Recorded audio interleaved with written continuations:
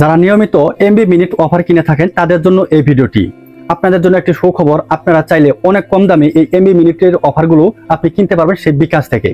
আপনার নিজের বিকাশ অ্যাকাউন্ট থেকে আপনি এই অফারগুলো কিনতে পারবেন অনেক কম দামে, অনেক কম দামে। হ্যাঁ ভাই, আমি সত্যি বলছি, আপনাকে আমি প্র্যাকটিক্যালি দেখিয়ে দিব যে আপনি কিভাবে এই বিকাশের মাধ্যমে আপনি এই কম দামে অফারগুলো কিনতে পারেন। বিকাশের মাধ্যমে কম দামে এমবি মিনিট অফার কেনার জন্য আপনি প্রথমে বিকাশ এসটি ওপেন করবেন। বিকাশ এসটি ওপেন করার পর আপনি এখান থেকে যে মোবাইল রিচার্জ নামে অপশন দেখতে পাচ্ছেন, এখানে ক্লিক করবেন। আমি এখানে ক্লিক করে দিলাম। এখানে ক্লিক করার পর এখানে নাম এবং নাম্বার দিন, ঠিক আছে। এখানে আপনার নাম্বারটা দিতে হবে। যদি সেভ নাম্বার থাকে তাহলে এখানে নাম লিখবেন, তাই নাম্বারটা চলে আসবে। আমি একটা নাম্বার এখানে উঠিয়ে দিচ্ছি। যে নাম্বারে রিচার্জ করবেন, যে কোনো সিমই হতে পারে, সমস্যা নেই, সেই নাম্বারটা এখানে দিবেন, ঠিক আছে। দেওয়ার পর এখানে পরের ধাপে যেতে ট্যাপ করুন, এখানে ক্লিক করবেন। তো আমি এখানে ক্লিক করে দিলাম। এখানে ক্লিক করার পর আপনাকে কি করতে হবে দেখতে পাচ্ছেন যে এখানে আমার অফার নামে যে অপশন আছে, এই আমার অফার, ঠিক আছে। এই আমার অফার এখানে ক্লিক করবেন, যে কোনো সিম হতে পারে, ঠিক আছে।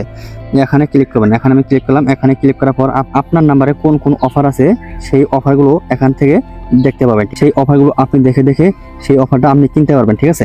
আমি আপনাকে সিরিয়ালে দেখাচ্ছি, এখান থেকে দেখি কোন কোন অফারটা ভালো আছে। এখানে দেখতে পাচ্ছেন যে 180 মিনিট 117 টাকা 30 দিন, এটাও ভালো অফার, এটা নিতে পারেন। তারপরে 20 জিবি 300 মিনিট 298 টাকা 30 দিন, এটাও ভালো অফার। 25 জিবি 209 টাকা, ঠিক আছে। এটা কিন্তু অনেক ভালো অফার, ঠিক আছে।